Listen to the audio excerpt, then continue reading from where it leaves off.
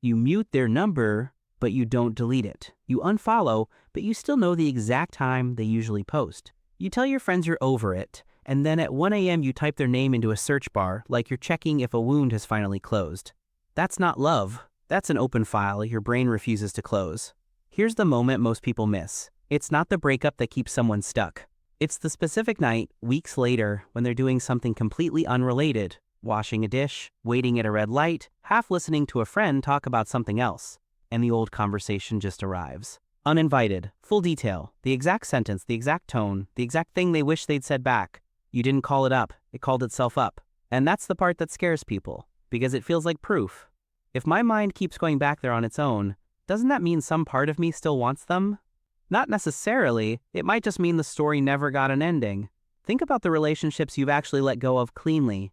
Usually they end with a conversation, even an uncomfortable one.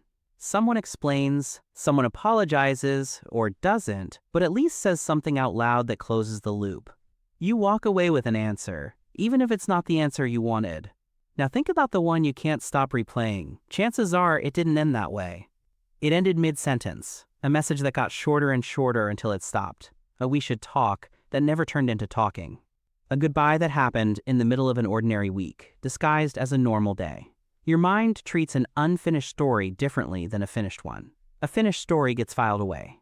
An unfinished one stays open on the desk because somewhere in there is a piece of information you never got. Why it really happened, whether you mattered as much as you thought, whether you were the problem or just in the way of one. So you go looking for the missing piece yourself, quietly, in places that don't actually have it. You reread old messages, not to relive them, but to search them for a clue you missed the first 10 times. You picture the conversation you'd have if you ran into them, what you'd say, what they'd say back, how their face would look when they realized what they lost. You check who liked their new photo like it's a court document. None of this is romance, this is an investigation. You're not longing for them, you're trying to solve them. And here's the part that's genuinely unfair about how this works. The less resolved something is, the more your brain rehearses it, not less. You'd think time would blur the details. Instead, it sharpens the ones you never got answers for. People who got clean, honest closure tend to think about their ex less over time. People who got silence tend to think about them more, because silence isn't an ending. It's a question mark your mind keeps trying to close on its own. This is where the biggest misunderstanding sits. Most people assume that if they're still thinking about someone months later, it must mean they still love them, or that the relationship was somehow special, or that this person was the one that got away. Sometimes that's true, but a lot of the time what's actually still running is unfinished business, not unfinished love. Your nervous system doesn't distinguish well between "I miss this person" and "I never got to understand this person." Both feel like longing. Only one of them is actually about them.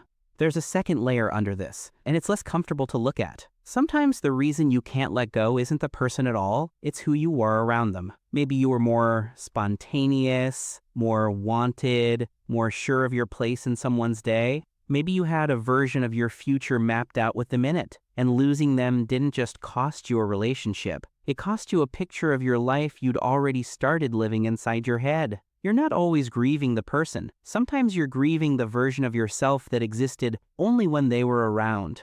That's a strange kind of loss, because you can't ask them to give it back. You can't text a person and say, "Can I have the version of me from March?" So instead, you keep replaying the relationship, hoping that if you understand it well enough, you'll get some of that version of yourself back too. Watch what this actually looks like day to day. You'll build a whole draft explaining your side of things word for word and never send it. You'll drive a slightly longer route home because it avoids the street where something happened. You'll notice you're still keeping one photo, one hoodie, one voice note, just in case. Not because you plan to use it, but because deleting it feels like agreeing the story is finished, and some part of you isn't ready to sign that. Here's the quiet cost of all this. Every hour spent rehearsing a conversation that already happened is an hour not spent in the one you're actually in. People who are stuck replaying an old ending are often harder to reach in the present. A little distracted mid-conversation, a little slower to trust the next person who shows real interest, because some background process is still running old data, checking it against anyone new. Not out of loyalty to the ex, out of loyalty to the unanswered question. And this is where it gets almost funny, in a dry way. The one thing that would actually close the loop, The honest conversation, the direct question, the real why, is usually the one thing people avoid asking for. Too afraid of the answer, or too afraid it would look like weakness to ask. So instead they take the long way. They reread, they rehearse. They quietly build the closing argument for a case that's never going back to court. There's a difference worth naming here, because it changes how you deal with this. Missing someone is about them. Needing an ending is about you.